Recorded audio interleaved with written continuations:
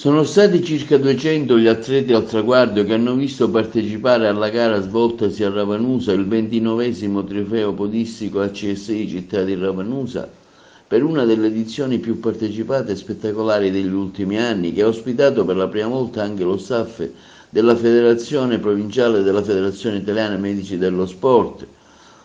Felici per l'epilogo di questa edizione e per lo spettacolo che hanno regalato agli atleti, ha affermato l'organizzatore dell'evento Giancarlo La Greca, che ha segnato la ripartenza definitiva del trofeo dopo il Covid. Adesso, conclude La Greca, cominciamo a pensare all'edizione numero 30, che dovrà essere davvero speciale.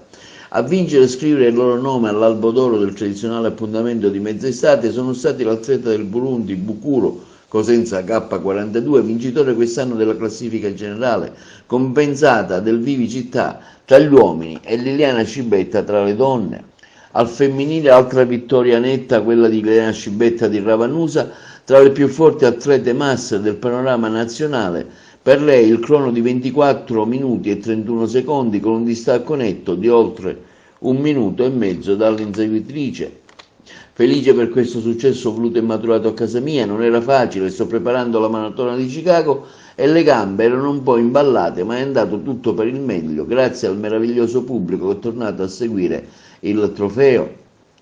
Podio tutto italiano per il secondo posto di Vincenzo Miraglia, Atletica Canicattì, in 26 minuti e 3 secondi, e il terzo Laura Lalumia, Marathon Team Canicattì, in 27 minuti netti. Siamo alla 29esima edizione del trofeo podistico di Ravanusa, un impegno costante che si ripete anche quest'anno grazie alla ProSport, grazie all'impegno di Giancarlo, una grande presenza di atleti, una bellissima giornata di sport per la nostra città. Quando vince lo sport vincono i giovani, vince il futuro, e quindi grazie ancora per questa giornata di sport che sicuramente si ripeterà anche nei prossimi anni.